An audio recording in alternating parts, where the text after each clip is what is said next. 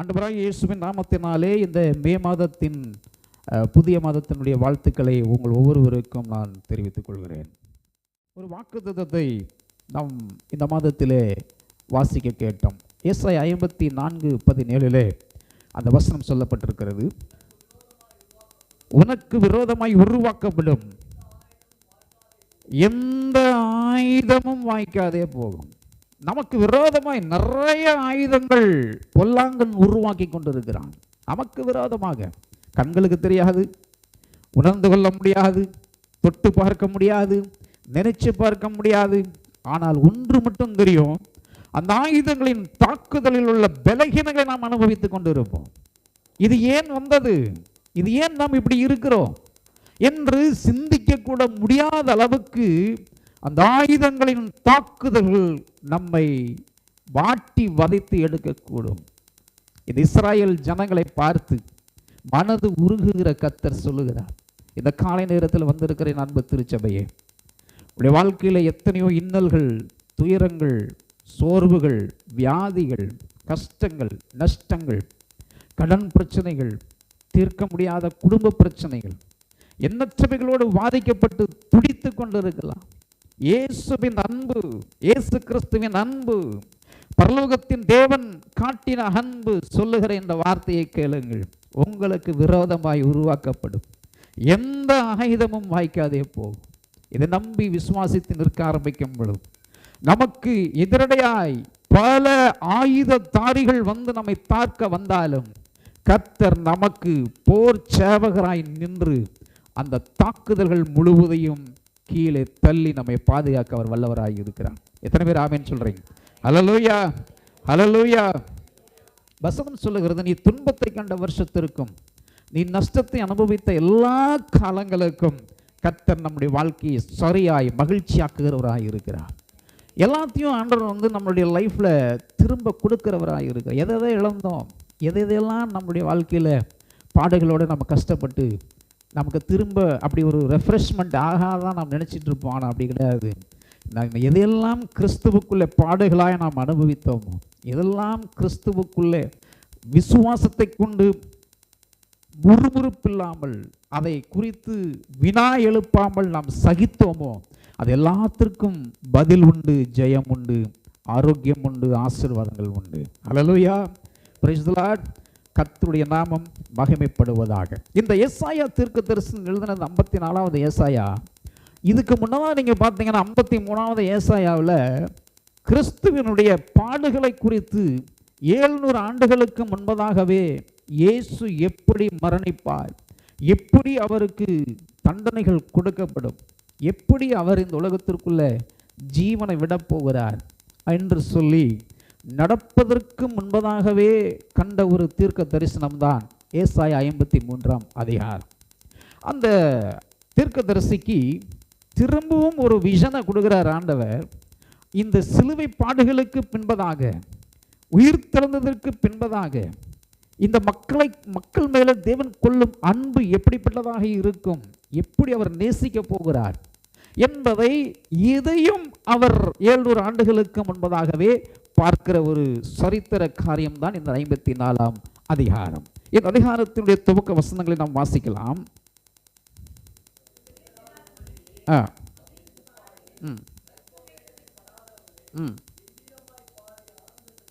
போதும். பேறு காலத்தினுடைய வேதனைகளை அனுபவிக்காதவளே, ஒரு தாய் என்று சொன்னால் பிரசவ வேதனையை அனுபவித்து பிள்ளைகளை பெறுவார்கள்.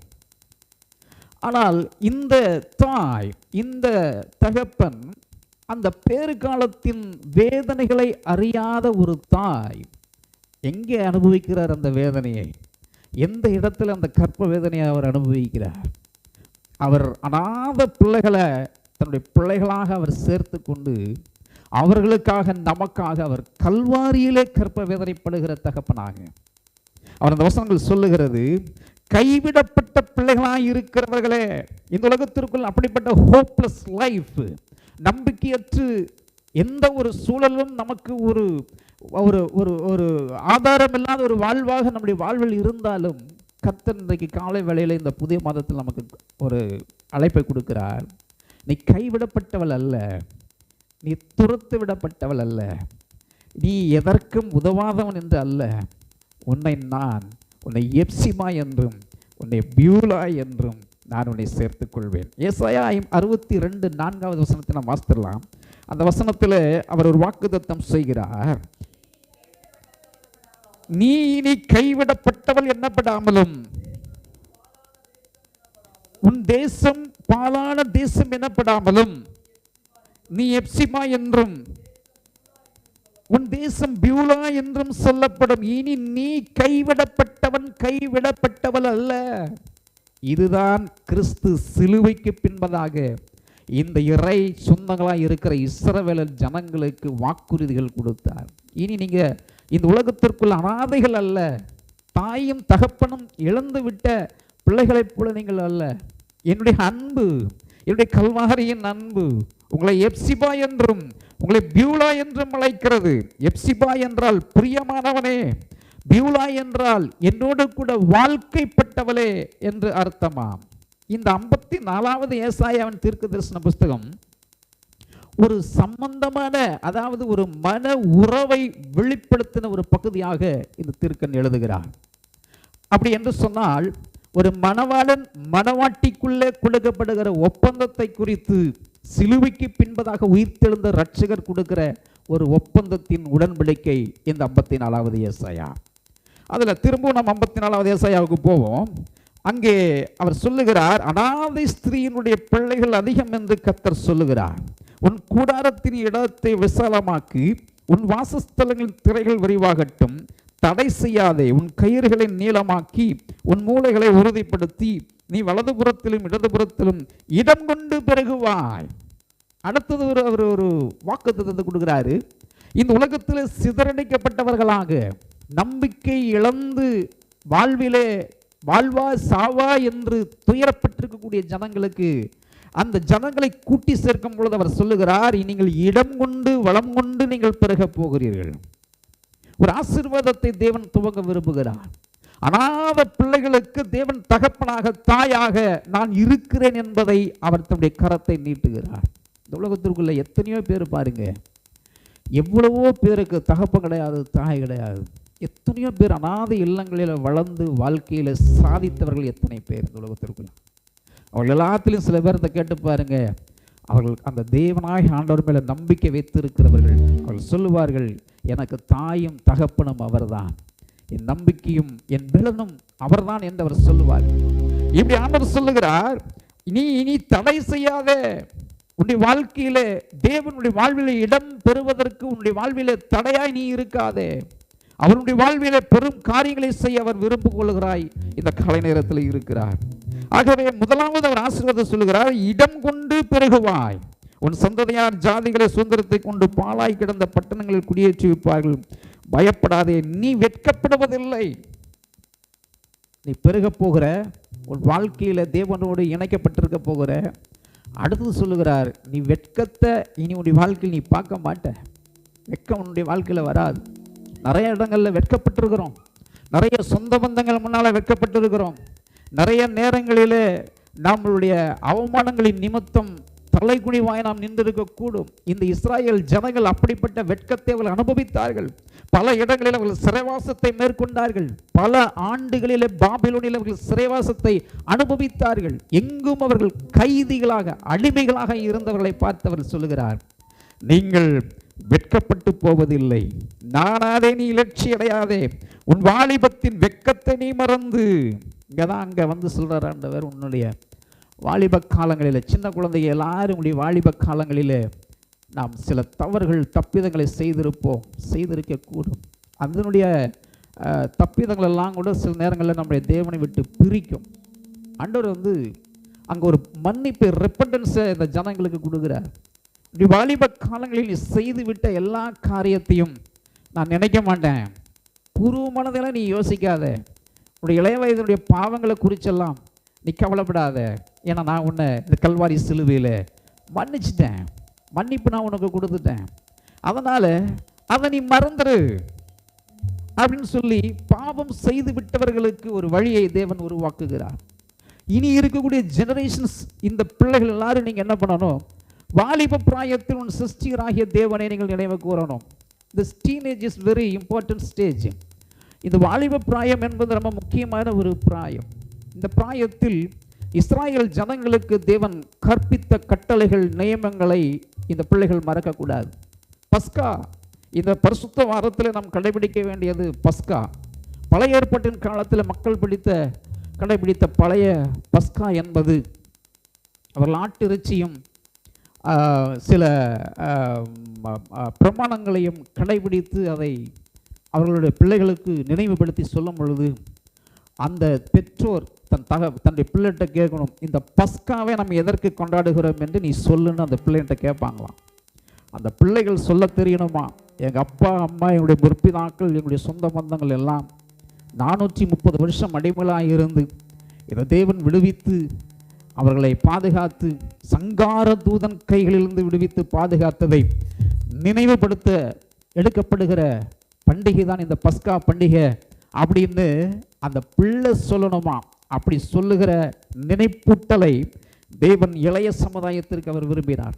இந்த புதிய பஸ்கா நாம் இன்றைக்கு எடுத்துக்கொள்கிற திருவிருந்து, புதிய உடன்படிக்கை, இதை நாம் இன்றைக்கு இருக்கிற ஜெனரேஷன்ஸ்க்கு நாம் கொடுக்குறோம். இதை நாம் சொல்லணும், இது ஏன் இந்த உடன்படிக்கை நாம் இணைத்துக்கொள்ள நாம் அழைக்கப்பட்டிருக்கிறோம், எதற்கு இந்த திருவிருந்தை நாம் எடுக்கிறோம், இதனுடைய அடையாளம் என்ன என்பதை இந்த ஜெனரேஷன்ஸ்க்கு நாம் சொல்ல அழைக்கப்பட்டிருக்கிறோம். இந்த பிள்ளைகளுக்கு தெரியணும், திராட்சரசம்னா என்ன, அப்பன்னா என்ன, எதற்கு இந்த உடன்படிக்கை அப்படின்னு ஒரு தகப்பன் தன் பிள்ளையை பார்த்து கேட்டால் அந்த பிள்ளை சொல்லணும், நம்ம எல்லாருடைய பாவங்களுக்காக கிறிஸ்து இயேசு மரித்து அடக்கம் பண்ணப்பட்டு உயிர்த்தெழுந்தார். இந்த சாக்கிரமத்தினுடைய இன்னொரு அடையாளம் என்னவென்று சொன்னால் இயேசு கிறிஸ்து திரும்ப வருவார் என்பதை நம் தலைமுறைக்கு இந்த உடன்படிக்கையின் மூலியமாய் தேவன் நினைப்பூட்டி இருக்கிறார். ஆகவே அவர் வருகை வரும்பொழுது நாம் எல்லாரும் மாசற்றவராய் நிற்க வேண்டும் என்பதை தேவன் விரும்புகிறார் என்பதை நினைவுபடுத்துகிற இந்த பஸ்கா என்பதை பிள்ளைகள் நினைவு கூற வேண்டும். இந்த நினைப்பூட்டலின் கொண்டாட்டத்தை இந்த பரிசுத்த வாரம் நமக்கு நினைவுபடுத்துகிறது. அப்போ இன்றைக்கு இருக்கக்கூடிய வாலிப பிராயத்தினுடைய பிள்ளைகள், உடைய வாலிபத்தில் பரிசுத்தத்தை நீங்கள் ஒருவேளை இழந்து விட்டால், இப்படிப்பட்ட நிலையில் கைவிடப்பட்ட ஒரு நிலைமை, தேவனுடைய பிரசன்னத்தை நாம் இழக்க வேண்டிய ஒரு நிலைமை, தேவனுடைய ஆசீர்வாதங்கள் நாம் இழக்க வேண்டிய நிலைமைகள் எல்லாம் வாலிப பிராயத்தின் பாவங்கள் சில நேரங்களில் நம்முடைய வாழ்வை இருட்டாக்கிவிடும். ஆகவே நேற்றைக்கு ஒரு சம்பவத்தை நான் பார்த்து கொண்டிருந்தேன். அந்த சம்பவத்திலே அந்த ஸ்திரியானவள் தன்னுடைய மாணாக்கர்களுக்கு சொல்லி கொண்டிருந்த விஷயத்தை பார்த்தேன். அதில் அவர்கள் சொல்லுகிறார்கள், நமக்கு முன்பதாக வாழ்க்கை பயணத்தில் ஒரு பெரிய பரிசுகள், ஆசீர்வாதங்கள் காத்திருக்கிறது. அந்த ஆசீர்வாதங்களும் அந்த பரிசுகளையும் பெறுவதற்கு நாம் நெடுந்தூரம் பயணிக்க வேண்டும். அந்த நெடுந்தூர பயணத்திற்கு முன்பதாக அதை பறித்து விடாதபடிக்கு, அதை நாம் பெற்று விடாதபடிக்கு இடையிலேயே சில தடைகள் வரும். அது போதும் என்று நீ எண்ணி விட்டால் அதோடு உன்னுடைய லக்கு, பயணம், வாழ்வுடைய ஆசீர்வாதங்கள் முடிந்துவிடும். இந்த காரியத்தை தான் இருந்த ஜனங்கள் அதை செய்தார். இஸ்ரவேலின் தேவனை அவர்கள் மறந்து பாவம் செய்து தேவனை நோகடித்தார். அந்த வாலிப பிராயத்தின் பாவம் இன்றைக்கு ஆண்டவர் என்ன பண்ணுறாரு, அந்த கல்வாரியின் அன்பிலே இஸ்ரவேல் ஜனங்கள் மீது அன்பு காட்டி சொல்லுகிறார், நான் இனி உன்னுடைய பாவத்தை நான் நினைக்க மாட்டேன், ஏன்னா நான் உன்னை நேசிக்கிறேன். அவர் கொடுக்கிற அந்த அன்பின் உடன்படிக்கையின் அடையாளம் ஒரு நேசிப்பு. ஒரு தகப்பன் ஒரு தாய் கொடுக்க முடியாத ஒரு நேசிப்பு. பரலோகத்தின் தேவன் இந்த நேசிப்பை நமக்கு தந்தார். அந்த நேசிப்பின் அடையாளமாகத்தான் இந்த மக்களுக்கு சொல்லுகிறார், ஏனெனில் உன்னை உருவாக்கியவர் நம்முடைய ஆண்டவராகிய தேவன். ஆகவே தான் நம்மை உண்டாக்கினவரே மன்னிக்காவிட்டால் யார் நம்மை மன்னிக்க கூடும்? அவர்தான் மன்னிப்பதில் வல்லவர். மன்னிக்கிறதுல அவரை போல உயர்ந்தவர் வேறு ஒருவரும் இருக்க முடியாது. மனுஷன் கூட சில நேரங்களில் ஞாபகம் வச்சுக்கிட்டு, மனசுக்குள்ளே வச்சுக்கிட்டு, 20 வருஷத்துக்கு 30 வருஷத்துக்கு முன்னால் நடந்த பாவத்தை கூட லேசாக என்னைக்காவது மனசில் வச்சுட்டு அப்படியே லேசாக சொல்லிவிடுவான்.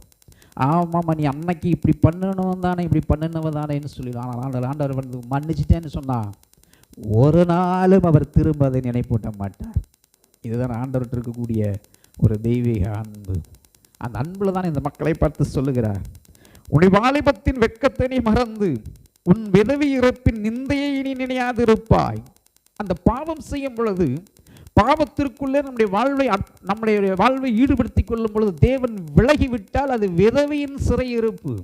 யாருக்குள்ள தேவன் இல்லாமல் இருக்கிறாரோ, யாருக்குள்ள தேவனுடைய அனுகிரகம் இல்லாமல் இருக்கிறதோ, யார் தேவனை விட்டு தூரமாய் இருக்கிறார்கள், அவருடைய வாழ்வில் எல்லாம் எப்படிப்பட்டதா?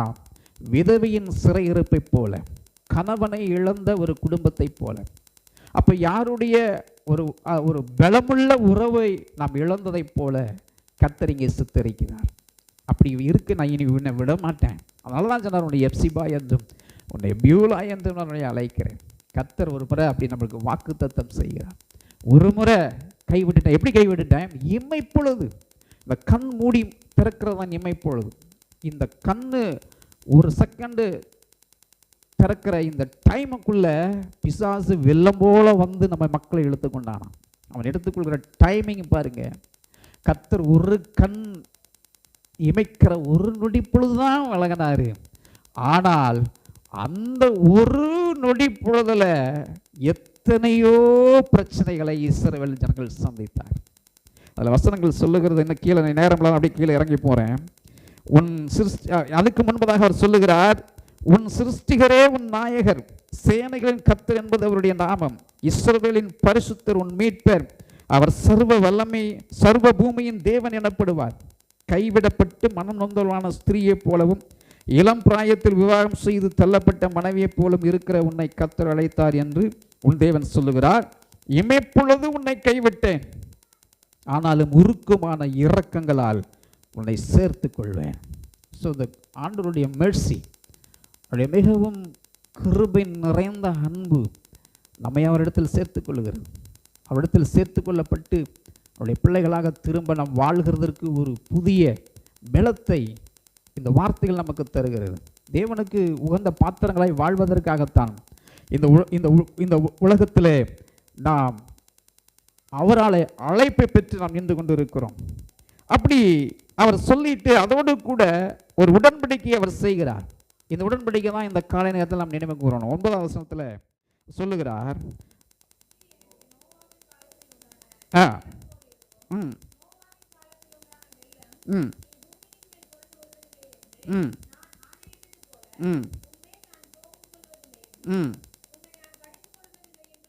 பாருங்க, தேவன் கோபம் கொள்வதில்லை.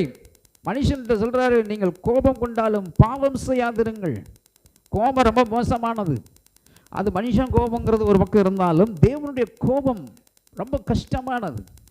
அந்த கோபத்தில் ஆண்டவர் நோவா காலத்தின் மக்களை முழுவதும் அவர் அழித்தார். கோபத்தின் விளைவில் அழிவு ஏற்படுகிறது. ஆனால் இங்கே ஒரு உடன்படிக்கை செய்கிறார். அன்றைக்கு அப்படி கோபப்பட்டதை போல அன்னைக்கு நான் கோபப்பட மாட்டேன். நிறைய நேரங்களில் கோபப்படுகிறோம், குடும்பத்தில் கோபம் உண்டாகிறோம், கணவன் மனைவிக்குள்ளே கோபம் உண்டாகிறது, வைராக்கியங்கள் பிறக்கிறது, கடின சொற்கள் பிறக்கிறது. நாம் கொடுத்த உடன்படிக்கையில் நாம் உறுதியாக இருப்பது இல்லை. தேவன் மக்களோடு ஒரு உடன்படிக்கை கொள்ளுகிறார். ஒரு உடன்படிக்கையை தேவன் சொன்னதை செய்யும் அளவும் அவர் ஒரு நாளும் கைவிடுகிறது கிடையாது. ஆனால் நம்மளுடைய வாழ்க்கையில், திருமண வாழ்க்கையில், குடும்ப வாழ்க்கையில், சமுதாய வாழ்க்கையில் நாம் கொடுத்த வாக்குறுதிகளை நிறைவேற்ற நாம் தடுமாறுகிறோம். கடும் கோபத்தினாலே, கடுமையான வார்த்தைகளினாலே ஒருவருக்கொருவர் நாம் கிளேசம் பண்ணி கொள்கிறோம். பொறுமை இல்லை, நிதானம் இல்லை. சூழல்களை சிந்திப்பதற்கு நமக்கு போதுமான ஆவிக்குரிய நிதானம் இல்லாததினாலே நாம் நிறைய பிரச்சனைகளை மாட்டிக்கொள்ளுகிறோம். அப்படி அல்ல. ஒரு உடன்படிக்கை என்பது மரண பரியந்தமும் நாம் நிலைநாட்ட அழைக்கப்பட்டு இருக்கிறோம். ஒரு ஹஸ்பண்ட் அண்ட் ஒய்ஃபுக்குள்ள கல்யாணத்தும் போது ஒரு உடன்படிக்கை எடுத்துக்கொள்வார். எல்லா திருமணங்களிலும் அந்த உடன்படிக்கை என்பது கர்த்தர் கொடுக்குற ஒரு உடன்படிக்கை. அந்த சத்திய பிரமாணம் வாழ்நாள் அவங்க பூமியில் வாழ்கிற கடைசி வரைக்கும் அந்த பிரமாணத்திற்கு அவர் உட்பட்டவர்கள்.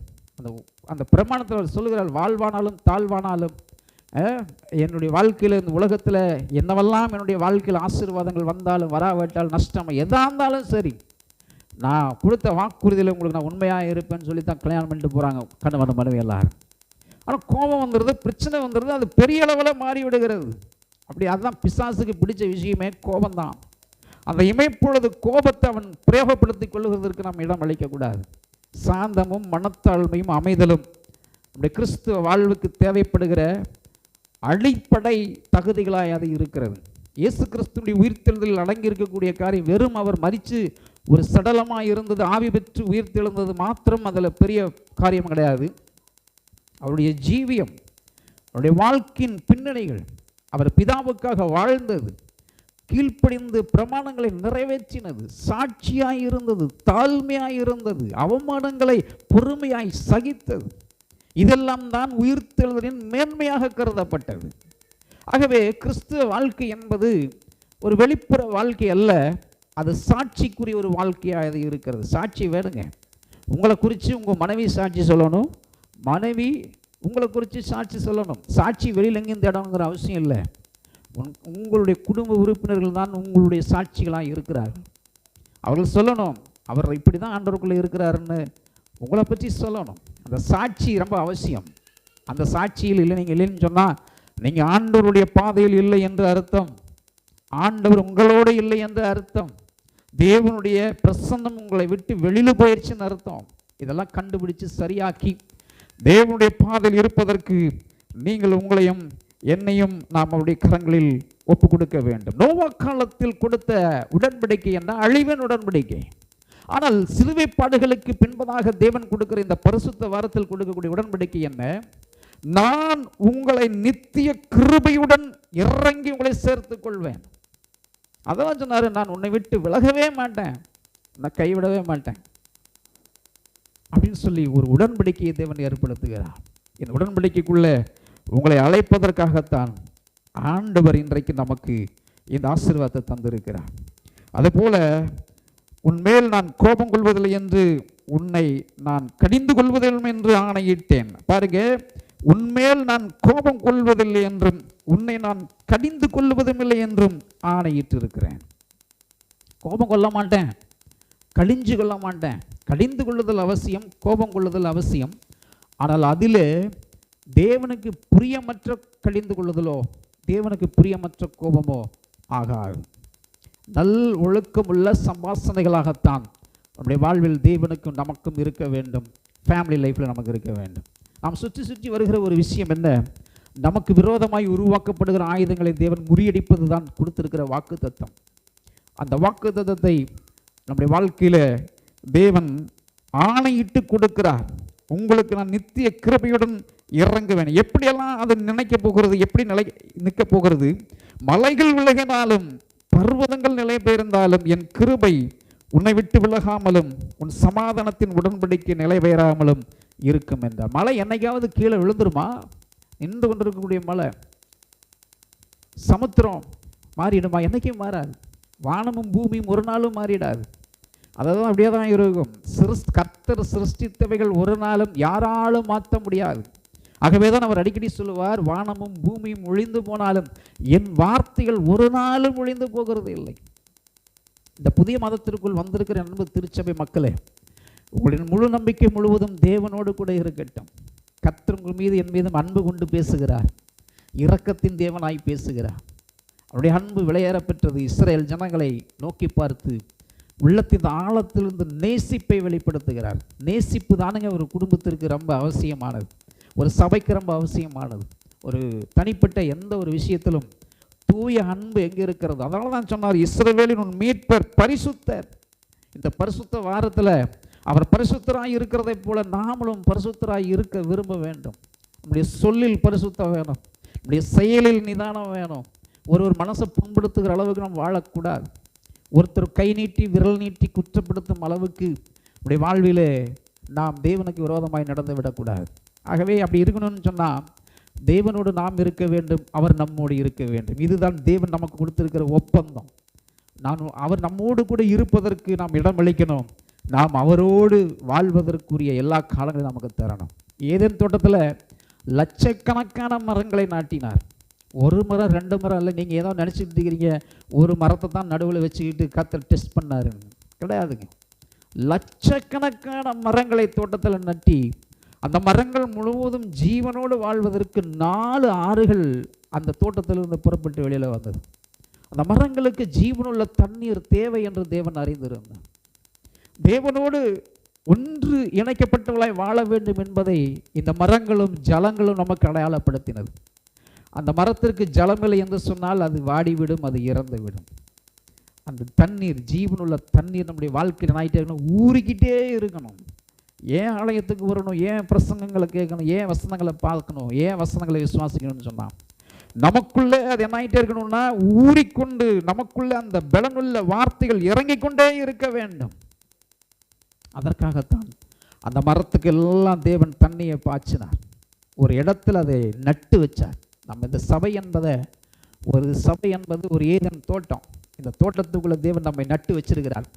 இந்த நட்டு வச்சுக்கப்பட்டிருக்கூடிய இடத்துல ஜீவனுள்ள நதி உள்ள வார்த்தைகள் என்ன பண்ணிக்கிட்டே இருக்குது, நமக்கு பாய்ந்து கொண்டே இருக்கிறது. அந்த வார்த்தைகளினுடைய வாழ்வை ஈடுபடுத்தி கொள்ளும் பொழுது வறட்சிகளோ தாகங்களோ தாக்கங்களோ நம்மை தாக்கிவிட முடியாது. காரணம், நாம் நீர்க்கால்களின் ஓரமாய் நடப்பட்ட மரத்தை போல வாழ்வதற்காக தேவன் நம்மை நட்டி வைத்திருக்கிறார். சங்கீதம் 1 எடுத்து வாசித்து பாருங்கள். அதில் சொல்லுகிறார், கர்த்தருடைய வேதத்தின்படி மிகவும் பிரியமாய், அந்த வசனங்களை வாசித்து பிரியமாய் நடக்கிற மனுஷன் அவன் பாக்கியவான் அல்லவா. அவன் நீர்க்கால்களின் ஓரமாய் நட்டப்பட்ட மரத்தை போல அவன் இருப்பான். அது மட்டும் இல்ல, அதினதின் காலங்களிலே அவன் தன் பலனை அவன் கொடுப்பான். ஆசீர்வாதங்களை தேவன் நமக்கு கொடுக்கிறவராய் இருக்கிறார். ஆகவே மலைகள் விலகினாலும் பர்வதங்கள் நிலை பெயர்ந்தாலும் என் கிருபை உன்னை விட்டு விலகாமலும், சமாதானத்தின் தேவனுடைய உடன்படிக்கை நிலை பெயராமலும் நம்முடைய வாழ்வில் இருக்கும் என்று மனது உருகுகிற கர்த்தர் சொல்லுகிறார். சிறுமைப்பட்டவளே, பெருங்காற்றில் அடிபட்டவளே, தேற்றரவற்றவளே, இதோ நான் உன் கல்லுகளை பிரகாசிப்பிக்கும்படி வைத்து நீல ரத்தினங்களை உன் அஸ்திபாரமாக்கி உன் பலகணிகளை பழங்கும் உன் வாசல்களின் மாணிக்க கற்களும் உன் மதில்களை எல்லாம் உச்சிதமான கற்களும் ஆக்குவேன். சிறுமைப்பட்டவளே, பெருங்காற்றில் அடிபட்டவளே, இந்த 2 வார்த்தைகளை நீங்கள் புரிஞ்சுக்கொள்ளணும். சிறுமை தேவன் ஒரு நாளும் படுத்துகிறது இல்லை. சிறுமைக்கு நாம காரணமாயிட்டோம். பெருங்காற்று என்பது பிசாசினுடைய போராட்டங்கள். ஒரு வீட்டை தேவன் கட்ட சொல்லுகிறார், விசுவாசம் என்னும் வீட்டை கட்ட சொல்லுகிறார். அந்த வீட்டை எப்படி கட்டலாங்கிறதுக்கான அடையாளப்படுத்தினார். ஒன்று கற்பாறையின் மீது கட்டப்படுகிற வீடு, இன்னொன்று மணலின் மீது கட்டப்படுகிற வீடு.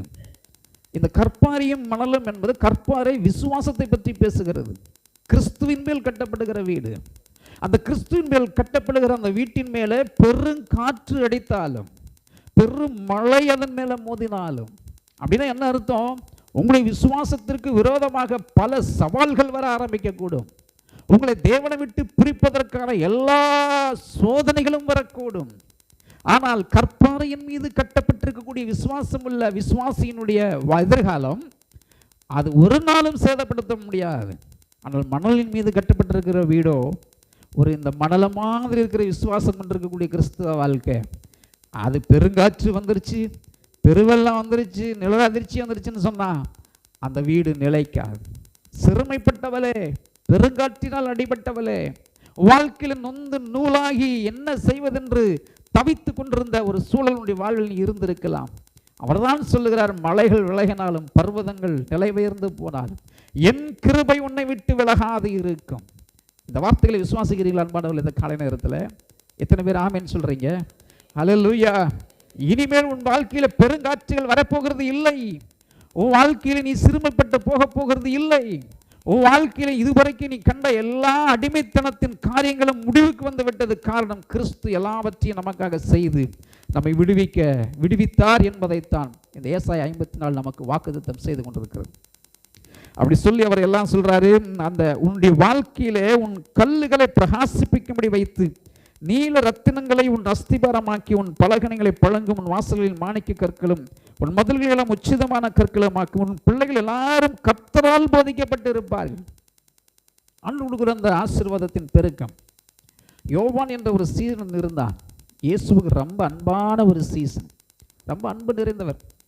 அந்த அன்பிலே இருக்கும் பொழுது தன்னுடைய தாயை அந்த சகோதரத்தில் தான் கொடுத்தார். அவர் சிலுவையில் இருக்கும் பொழுது, இது மகனே, அதான் உன் தாய், உன் மகன் என்று ஒப்பு கொடுத்தார். அப்போஸ்தல ஊழியத்திற்கு அழைக்கப்பட்டவர்.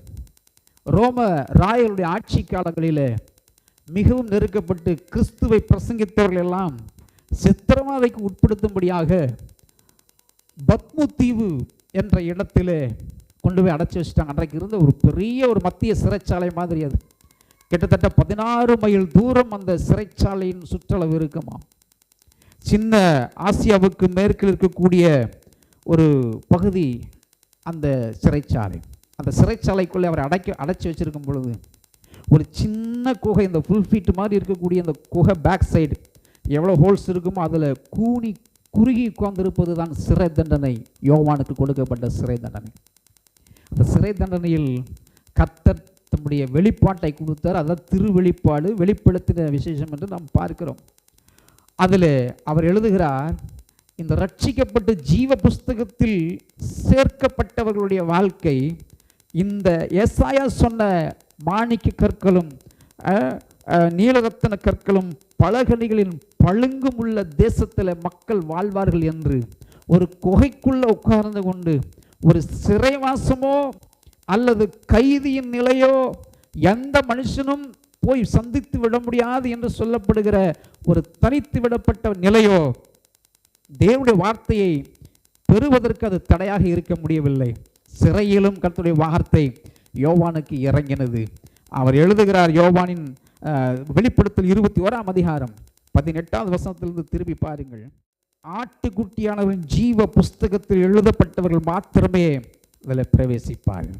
இங்கே ஏசாயாவில் சொன்ன ஒரு மணவாட்டிக்கு தேவன் அலங்கரிக்கிற அந்த அரண்மனையில் நம் பெயர் எழுதப்பட்டவர்கள் இந்த ஆசீர்வாதத்தில் நாம் வாழ முடியும். ஆகவே 14வது வசனம் ஏசாயா 54:13 உன்னுடைய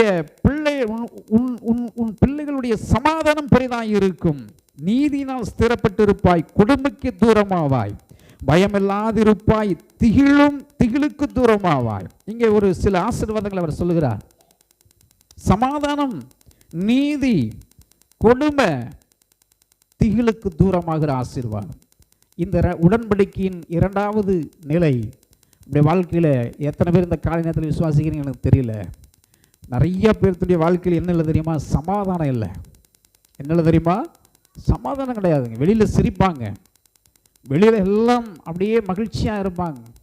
தனியாக கூப்பிட்டு வச்சு உட்கார பேசி பாருங்க, தாரதாரையாய் கண்ணீர் விடுவார். சமாதானம் இல்லைன்னா அந்த உலகத்துக்குள்ள மனசில் ஒரு பீஸ்ஃபுல் இல்லைன்னு சொன்னால் அந்த வாழ்க்கை பிரயோஜனமற்றது. ஆனால் அந்த சமாதானம் யார் தர முடியும்? யாருமே எந்த கடையிலையும் தர முடியாது, யாருமே தர முடியாது. இயேசு கிறிஸ்துவால் மட்டும்தான் அந்த சமாதானத்தை கொடுக்க முடியும். அதனால தான் உங்களுக்கு சமாதானம் உண்டு பண்ணும் ஆக்கினை தீர்ப்பு என் மேலே விழுந்தது. சமாதானத்தை கொடுக்கிறார். நீதியில ஸ்திரப்பட்டிருப்பாய், கர்த்தராலே போதிக்கப்பட்டிருப்பாய், கொடுமைக்கு தூரமாவாய், பயமில்லாதிருப்பாய், திகிலுக்கு தூரமாவாய். உன் சரீரத்தில் உன் மனசுல எதிர்காலத்தை குறித்த திகில், எதிர்காலத்தை குறித்த மரண பயங்கள், எதிர்காலத்தை குறித்த பல கேள்விகளோடு நீ வாழ்ந்து கொண்டு இருக்கலாம். அந்த திகில் இனிமேல் உன்னை விட்டு கர்த்தர் அகற்றுகிறார். பயத்தை உன்னை விட்டு அகற்றுகிறார். சமாதான குறைச்சலை தேவன் மாற்ற விரும்புகிறார். தேவன் இன்னைக்கு கொடுக்குற அந்த வார்த்தை நீ எத்தனை பேர் விசுவாசிக்கிறீங்க எனக்கு தெரியல. விசுவாசிகளுடைய கரத்தை உயர்த்தி சொல்லுங்க, இனி நான் பயப்பட போகிறது இல்லை, திகில் அடைய போகிறது இல்லை. சமாதானத்தின் தேவனுடைய நீதியில் தேவன் என்னை நடத்த போகிறார். அது உன்னை அணுகுவது இல்லை. இதோ உனக்கு விரோதமாய் கூட்டம் கூடினால் அது என்னாலே கூடுகிற கூட்டம் அல்ல. எவர்கள் உனக்கு விரோதமாய் கூடுகிறார்களோ அவர்கள் உன் பட்சத்தில் வருவார்கள். இதோ கரிநெறிப்பை ஊதி தன் கிரியைக்கான ஆயுதத்தை உண்டு பண்ணுகிற கொல்லனையும் நான் சிருஷ்டித்தேன், கெடுத்து நிகிரகம் பண்ணுகிறவனை நான் சிருஷ்டித்தேன். உனக்கு விரோதமாய் உருவாக்கப்படும் எந்த ஆயுதமும் வாய்க்காதே போகும் என்று கர்த்தர் வாக்கு பண்ணுகிறார். அப்போ ஆண்டவர் 2 பேர்த்த சிருஷ்டித்தேன்னு சொல்லியிருக்கிறார். ஒன்று, ஆயுதம் பண்ணுறவனையும் நான் சிருஷ்டித்திருக்கிறேன், அந்த ஆயுதத்தை எடுத்து அழிமாட்டம் பண்ணுறவனையும் நான் சிருஷ்டித்திருக்கிறேன். அப்படி அவங்க 2 பேரும் உன்னிடத்துல திரும்பவும் ஒரு அழிமாட்டம் பண்ணுறதுக்கு வருவான்னு நீ பயப்படாத. அவன் வருவான், கண் அசந்தா வருவான். நீங்கள் தான் கண் அசர மாட்டீங்கல்ல, நம்பிக்கையோடு இருப்பீங்கள்ல, தேவனுக்காக நீங்கள் நிற்பீங்கள்ல. கர்த்தருக்காக நீங்கள் நிற்க ஆரம்பிக்கும் பொழுது அவன் பல ஆயுதங்களை எடுத்துக்கொண்டு வந்தாலும் அந்த ஆயுதங்கள் ஒன்றும் உங்களை வாய்க்காத போக முடியாது. தேவன் பாதுகாத்து தருவார். இந்த காலை நேரத்தில் விசுவாசிகள் அன்பானவர்களே, கர்த்தருடைய ஆயுதம் என்ன தெரியுமா? தேவனுடைய ஆயுதம் அப்படி என்ன ஆயுதம் இருக்குது தெரியுமா? அவருடைய ஆயுதம் ஒரே ஒரு விரல் தான். இந்த ஒரு விரலினாலே தேவனுடைய ராஜ்யம் வந்திருக்கிறது என்பதை நீங்கள் புரிந்து கொள்ளுங்கள். அந்த விரலை நீட்டினா சுகம் நடந்தது. அந்த விரல் மூலியமாக அவருடைய ராஜ்யத்தில் பல அற்புதங்கள் நடக்க ஆரம்பித்தது. அவர் பலவானை கட்டினார். பலவானுடைய ஆயுதங்கள் முழுவதும் அவர் நொறுக்கி தள்ளினார். பலவானுடைய வீட்டுக்குள் உள்ள உடைமைகளை கொள்ளையிடுவதற்காக தன் ஒரு விரலின் பலத்தை அவர் நீட்டினார். அந்த ஒரு விரலின் பலம்தான் செங்கடலை இரண்டாக பிளந்தது. அந்த கோலினால், அந்த கோல் தான் உடன்படிக்கை பெட்டிக்குள்ளே வைக்கப்பட்டது. இயேசுவின் விரலுக்கு அடையாளம் அந்த விரல். அந்த விரலின் அடையாளம் என்ன? இன்றைக்கு அந்த விரல் தான் வேதத்தை எழுதினது, கற்பனைகளை எழுதினது, மக்களுடைய பெயர்களை நிலத்தில் எழுதினது, விரல் நீட்டி சுகத்தை கொடுத்தது. அந்த விரல் தான் தேவனுடைய ஆயுதமாக வேதத்தில் நமக்கு கொடுக்கப்பட்டிருக்கிறது. ஆகவே பிரசங்கி 9:18 வாசித்துருவோம், நம்ம முடிக்க போகிறோம். பிரசங்கி 9:18, யுத்த ஆயுதங்களை பார்க்கிலும் ஞானமே நலம், பாவியான ஒருவன் மிகுந்த நன்மையை கெடுப்பான். யுத்த ஆயுதங்கள் நமக்கு அவசியம் இல்லை. நமக்கு ஆண்டவர் சொல்றாரு, ஞானம்தான் நமக்கு ஆயுதம். அல்லேலூயா. ஆமா, உங்களுக்கு விரோதமாய் எழும்புகிற ஆயுதங்கள் வாய்க்காதே போகணும்னு சொன்னா நமக்கு நல்ல ஞானம் உண்டாகணும். இந்த ஞானத்தை வச்சு தான் அந்த ஆயுதங்களை நீங்கள் கீழே தள்ள முடியும். அதான் சொன்னார். பிரசங்கி 10:10 வாசித்தீங்க. இரும்பு ஆயுதங்கள் பலங்களாக இருக்க அதை ஒருவன் தீட்டாமல் போனால் அதை அதிக பலத்தை பிரயோகப்படுத்த வேண்டியதாக இருக்கும். ஆகையால் ஒரு காரியத்தை செவையாய் செய்வதற்கு ஞானமே பிரதானம். அறிஞர் அண்ணா இந்த உலகத்திற்குள்ள ஒரு காரியத்தை சொன்னார், கத்தியை தீட்டாதரா, புத்தியை தீட்டு.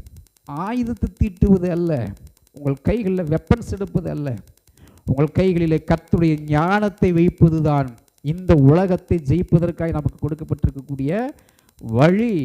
அந்த வழியை பிடித்து நில்லுங்கள். அந்த ஞானம் உங்களை தேவனுடைய வலது பரிசத்தில் கொண்டு போய் நிறுத்தும். எல்லாத்தையும் ஜெயிக்கத்தக்க பலத்தை நமக்கு தரும். ரோமர் 6:13 சொல்லுகிறது, இந்த சரீரம் நம்மளுடைய அந்த ஆயுதங்களுக்கு எதிர்த்து போராடுகிற அவயங்களாய் நம்முடைய சரீரத்தில் தேவன் வைத்திருக்கிறார். எல்லா உறுப்புகளும் ஒரு ஆயுதம் தான். அந்த ஆயுதங்களை வைத்துத்தான் பொல்லாங்கன் எய்கிற ஆயுதங்களை முறியடிக்க வேண்டும்.